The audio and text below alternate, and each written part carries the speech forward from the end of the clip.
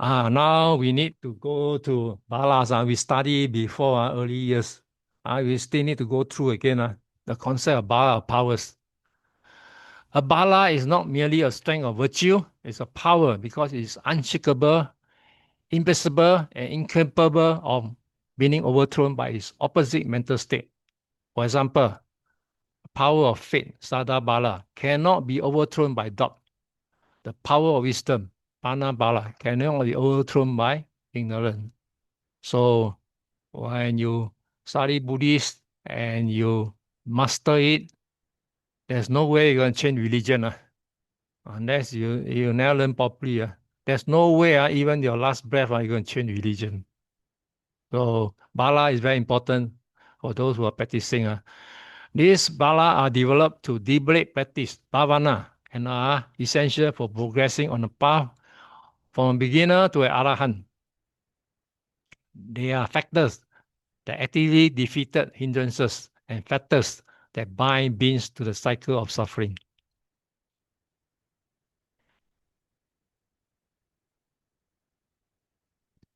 The list of 9 provided as a composite one, traditional, the 5 spiritual faculty.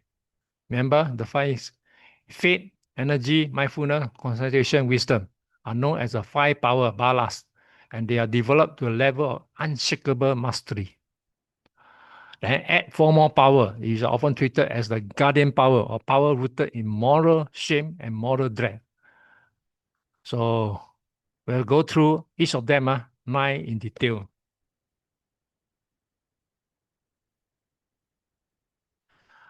Sadat Bala, the power of faith, confidence. This is not blind faith, but confident trust based on understanding and experience. Example is the faith in the Triple Gem, the Buddha, the Dhamma, and the Sangha. Function. It provides the initial impetus and confidence to start and stay on the path. It's an antidote to doubt, which is a major hindrance. And with Sadat Bala, doubt cannot arise. One has unshakable confidence in the path and destination. Good example, like the massive unshakable rock of a mountain that remains unmoved by the winds of doubt from all directions. Example, a big rock at a big mountain, on a high mountain. All the wind will never able to shake this particular rock. Next, Bala, the Via Bala, the power and energy and effort. It's a power of persistent, courageous, joyous energy applied to abandoning unwholesome state, cultivating unwholesome ones. It's a relentless effort behind all efforts, all progress.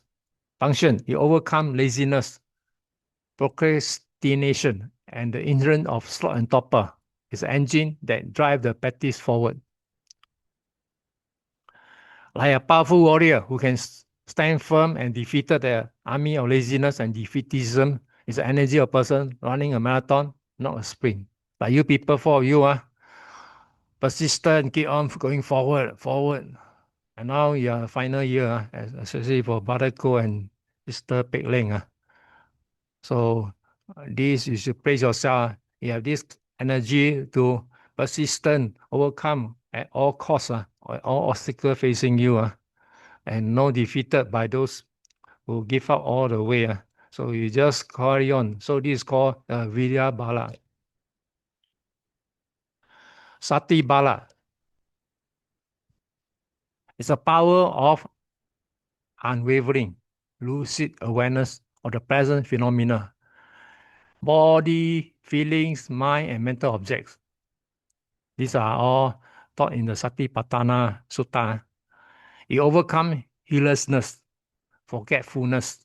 It guards the mind, ensuring that unwholesome state cannot enter unnoticed and that wholesome state are not forgotten. It's a foundation for concentration and wisdom. So a good example is like a steady, fast gatekeeper who always vigilant and aware of everyone entering and leaving the city.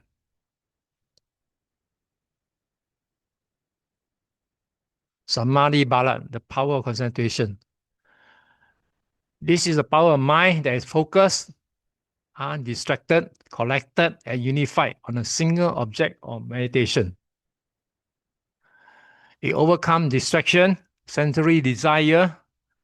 The first hindrance, a concentrated mind, is powerful, reliable, capable of profound insight. It is not easily scattered by external stimuli or internal chatter.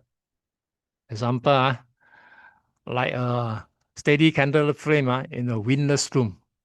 It is unchanging, unwavering, burning brightly, and is not flickered by the winds of distraction.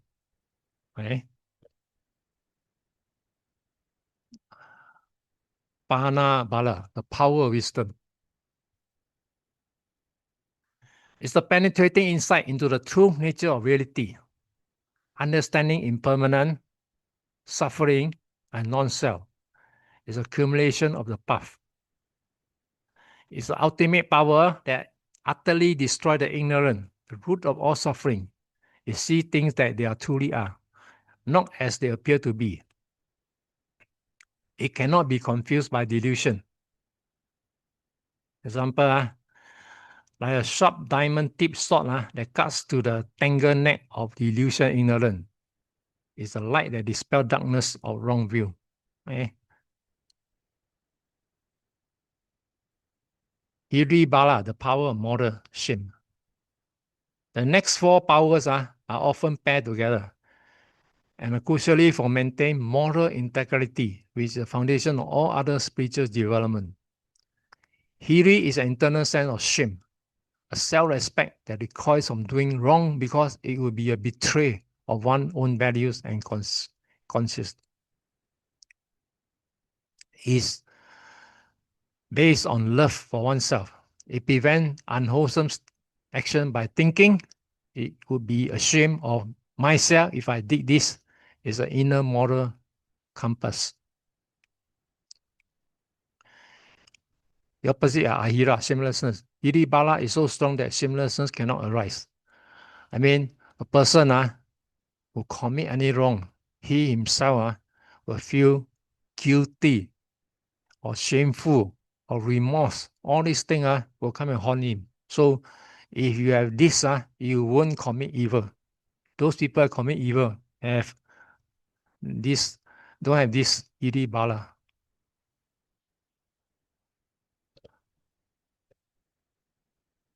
Next one, Ottappa bala, the power of moral dread or fear of blame.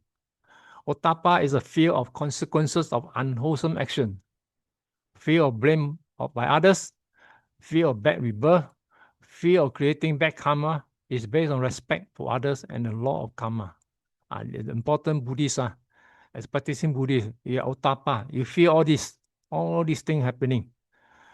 So it will prevent you from unwholesome action by thinking, I will be afraid of consequences if I did this. It's an understanding of cause and effect. The opposite, Anuttappa, fearlessness in wrongdoing. Ottappa bala is so strong that reckless fearlessness cannot arise. This belongs to those performing evil. There are no fear of doing evil. They don't fear of consequences. Together, Hiri and Ottappa are called the guardians of the world because they protect the world from descending into the utter moral chaos.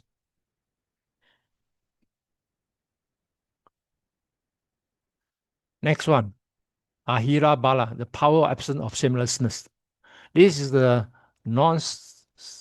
point listing Ahira bala as a power seem to contradictory as Ahira. Its unwholesome state is more accurately understood as a power over shamelessness to the power that is antidote to shamelessness. In other words, it's a power achieved when one has fully developed hiri bala to such a degree that shamelessness is utterly vanquished and no longer arises. The power is completely absent from that negative trait.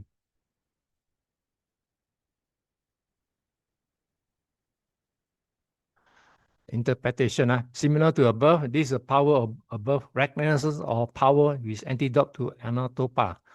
It signifies the achievement of such a powerful Ottappa bala, that one is completely free from any fearless in committing evil acts, and the mind has reached a state where it's incapable of being reckless regarding karmic consequences.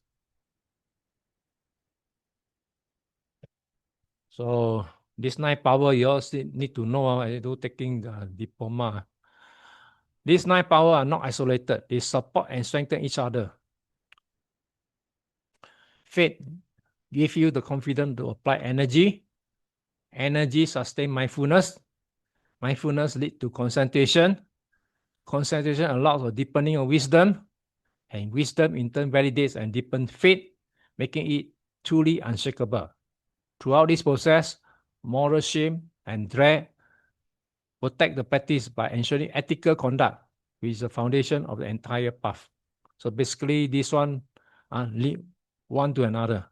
So by cultivating this power, a practitioner develops an invisible mind capable of withstanding all internal, external temptation and distraction, ultimately leading at the final goal of liberation.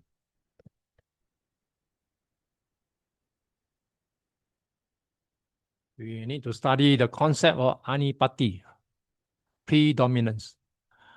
In the Buddha detailed psychological model, the mind is not a monolithic entity, but a dynamic interplay of factors. Example, cetasika. Among these, some factor can take a prominent governing or leadership role in adopting the direction and quality of mental state. These are called anipati, often translated as predominance, controller or sovereign. That means one of these cetasika will be overpower the rest. The concept is about what takes the lead in a given moment or in one's overall spiritual development. It answers the question, what is the primary force driving this action or sustain this state of mind? So there must be something that keep on going towards that target. This is called the predominant force. So we're going to study the 4 primary predominant mentioned in the text. Chanda, desire, will, intention.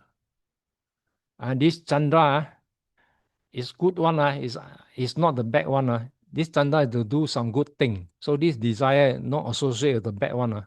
These are good thing. Virya, energy, effort. Chitta, consciousness or mind. And Vimasa, investigation and discernment. So you need to know all this. It's crucial to understand that this same factor can either wholesome or unwholesome depending on intention and object behind them. The role is as prominent means that they are the most powerful and influential force in that particular mental complex. Basically, it's for good one.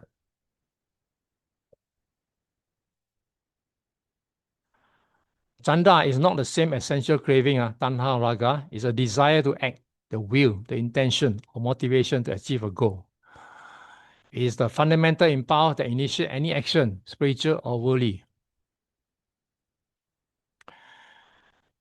As a wholesome application, when Chanda is a predominating factor in wholesome state, it manifests in a powerful aspiration of enlightenment, a strong determination to practice, or a fervent wish to benefit others. It is a driving force behind taking up the path. For example, the strong desire to meditate, to learn Dhamma, or to act virtuously. I mean to say, you all people who are taking towards a YMBA exam path have this strong Chanda. When it comes, this Chanda also can apply to unwholesome. Rarely they put here, but they mention in unwholesome application. When unwholesome, it comes selfish ambition, greed for gain, lust for sensory pleasure. It's a driving force pursuing worldly sense-based objective that lead to attachment and suffering. Okay? Function and predominant. As a leader, Chanda provides the objective and motivation. It leads to a destination. Without this initial desire, no progress, whether towards good or bad ends, can begin. So that means you all have a good Chanda. That's why you are coming towards your objective.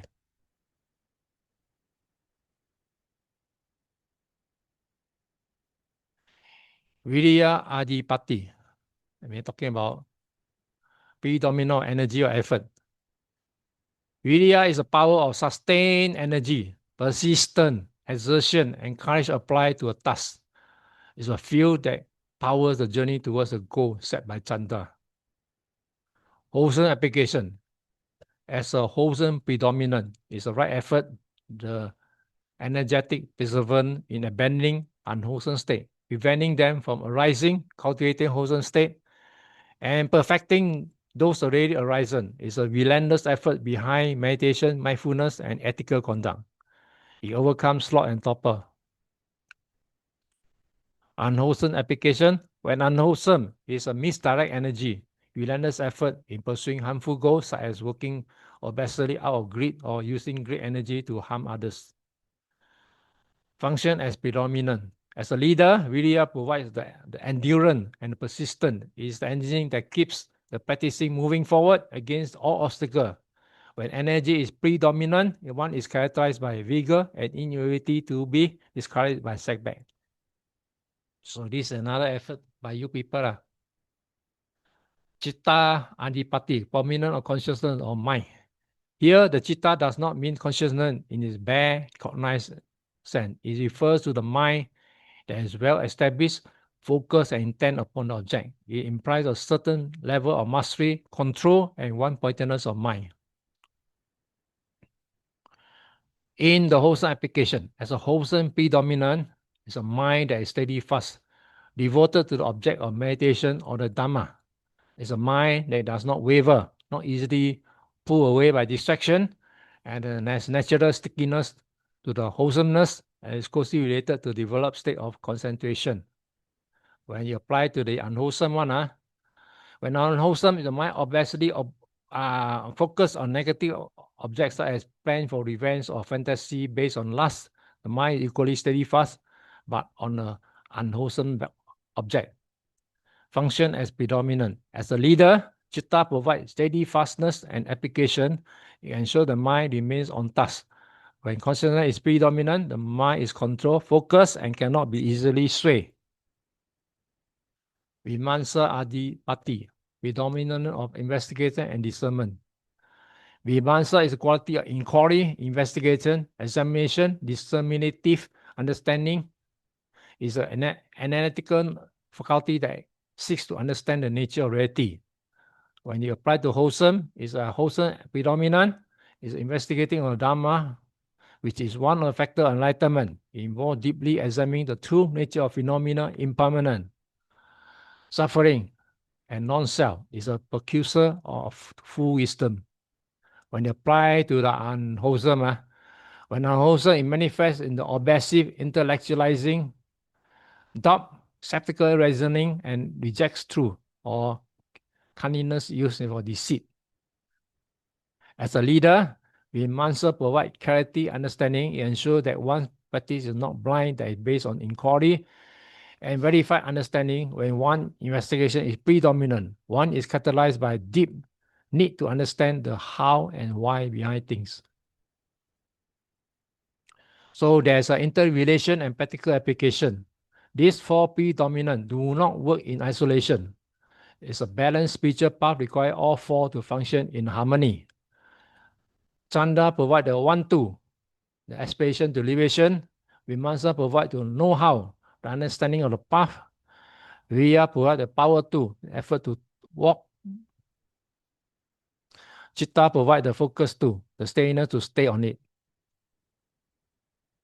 So the practical application, a practitioner might be naturally inclined towards one phenomenon. For example, a devotional practitioner may be strong in Chanda. An active, diligent worker may be strong in Virya. A serene meditator may be strong in Chitta. And a scholarly analyst may be strong in Vimamsa. So the path to balance is to develop the ones that are weak. The energetic ones must develop investigate wisdom to ensure the effort is right. The investigator must develop steadfast concentration, deepen their practice. So understanding all these phenomena allows the practitioner to skillfully assess their own mind and cultivate balance, effective toward awakening. So all these four are important if you want to attain your object. Some more to go. This one you study in your rupa, the concept ahara, nutriment. In the Buddha teaching, ahara does not merely means physical sustenance. It means a condition of nutriment. It refers to primary condition that are fit, sustain, and give rise to a specific aspect of our existence, particularly the five aggregates, form, feeling, perception, and mental formation, and consciousness, is considered what I call a being. The teaching of four nutriment, as described in the Puttamansa Sutta, the Sun Flesh Sutta, it reveals how craving, ignorance, fuel the cycle of birth, aging, and death. Understanding them to a crucial because it shows us when to apply mindfulness to cut off the fuel for suffering. So we have the elaboration on the four nutriment. First one, Kahara, edible food, the physical nutriment. In Rupa, we study. This is the most straightforward nutriment. Cause physical food that sustain body, Rupa Kanda, the aggregate of form. How it sustains existence. Without edible food, the physical body will wither and die. Ending the particular life is a fundamental condition for maintenance of physical life. So as I told you earlier, we only, especially those in strong meditation, we can only without food for 7 days. After 7 days, all our this so-called the cell will eat up all your muscle remaining, and your whole total body breakdown, and then you'll be by then bye-bye to this world. The danger and affection. The danger lies not in the food itself, but our craving for it. The desire for pleasant taste and discomfort with hunger. We eat for pleasure and indulgence rather than purely for sustenance. This craving binds us to the material world and need to be continuity seeking nutriment. So as a human, because of this body, we need food. So there's no way you say you can abstain food. So you need a food for living. But if you crave for more than that, it's not sustainable, but it's all of a craving. So when you practice, a practitioner is advised to eat mindfully, reflecting on the true purpose of eating, not for fun, indulgence, or beautification, but simply the maintenance of body, for continuing the spiritual journey, and for ending hunger.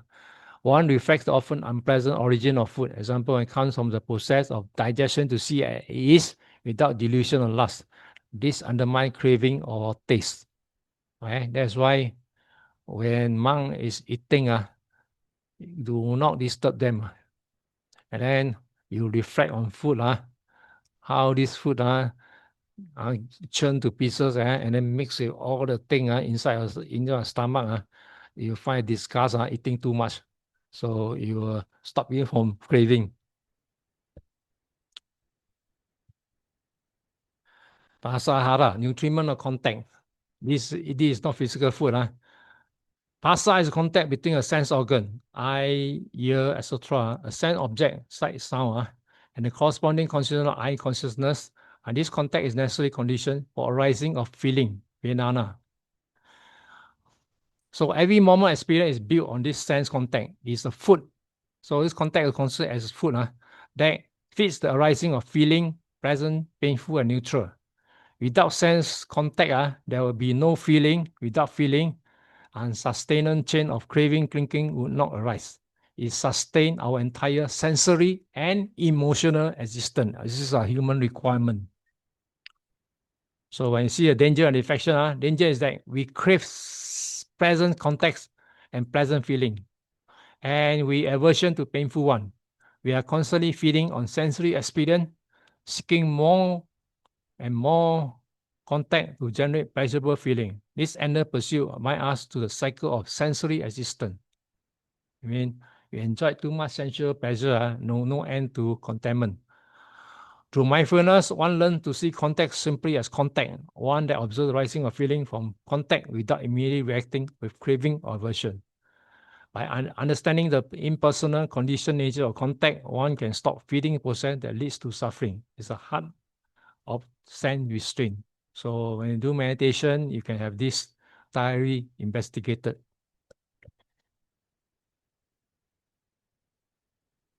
Third one, Missaka nutriment of mental volition. This is the most stubborn and powerful nutriment. Manosetana is a volition intention or will. It is an essential karma, the intention behind action of bodily, speech, and mind. It fits the aggregate of mental formation, which are all volitional activities. How is sustained existence? This volition is the driving force behind rebirth and becoming. The Buddha stated, volition, I said karma, the craving, feel, intention for this life are the few that propel consciousness toward a new existence after death. It's a desire to be, to become, to achieve. We sustain the entire process of samsara. The danger is our ignorant, craving-based intention that seeks fulfillment in the future state of existence. So every time we act with desire of becoming, even in a wholesome way, like wishing for a healthy rebirth, we are feeding the potential for future rebirth and thus future aging and death. That's why be mindful. Every existence is because of our this greed too. One reflects one intention, ensuring that they are rooted in wisdom and renunciation rather than craving and ignorance. The goal is to generate intention that lead to the end of karma, not to new karma. This is done by practicing generosity, morality, meditation with the intention of liberation, not the intention of gaining a better rebirth. So those people who wish for, especially born in the form and formless world.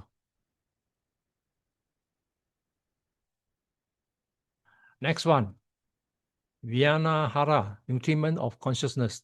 It refers to consciousness itself. Physically, the consciousness descends into a womb of conception and links one life to the next. It's a ground existence that requires feeding.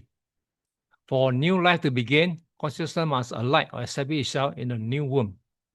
The consciousness is fueled by other three nutriments, most prominently the nutriment of mental volition. One established consciousness acts as the necessary condition for rising of name and form. The mental and physical appearance of a new being is thread that stitches together, the life together. This is how the womb is conceived and how it start the chain. So the danger is that this stream of consciousness, fueled by ignorance and craving, is drawn to a new existence, carrying the karmic seed from the past life. As long as consciousness finds nutriment, it will continue to lend new birth with all inherent suffering. So the reflection on the dependent nature of consciousness, it does not exist independently. It requires other nutriment to sustain it. So by cutting off craving for the other three nutriment through mindful eating, sense restraint, purifying one's intention, one starves consciousness of its fuel. When consciousness is no longer fed, it cannot descend into a new existence. It's liberated. This is called nibbana. Okay, so you understand the rebirth because of this nutriment consciousness. It keep on going the samsara cycle. The teaching of four nutriment provide a comprehensive map for conditions that sustain life and suffering. Physical food sustain the body in this life, the rupa. Sense contact sustain feeling, experience moment to moment. Volitional intention sustain karmic formation, the potential for future life. Consciousness is a spark of life that sustained by above and carries the process forward. So the path to liberation involves mindful reflecting on this nutriment to understand the true nature and to stop craving for them. So by doing so, one stops the process of becoming and leading to the end of suffering. Okay, homework, you read to the YMBA text for anything that is missing from this slide. Okay? That's your homework. So next one, tutorial. Okay, tutorial.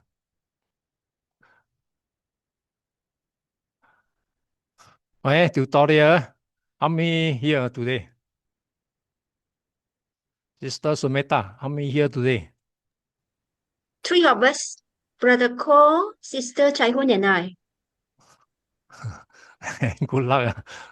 3 of you share. Okay, tutorial. 1 month time, then you submit. Brother Ko. Okay. Question 1. Brother Ko. Okay. Okay, Sister Sumeta. Question 2. Explain the concept of nutriment. Just now cover, but you are explained in Sutta and also Abhidhamma. Sister Sumeta. Got it? Okay. Second. Okay. Then Sister Chai Hun. Sister Teo, number 6, Number 6, okay. show the thought process with the Sottapati path and fusion, the Magga and Pala consciousness. Explain the respective consciousness that preceded the path consciousness. Okay? Okay. All right. Okay. Then you also do 3. This one revision, Kalapas. Okay. Then Sister Sumeta do this one, write short note on all of them, A to F. Sister Sumeta, this one, Okay, so Brother okay. Ko will do this. Write short note on the following, 6 of them. Okay.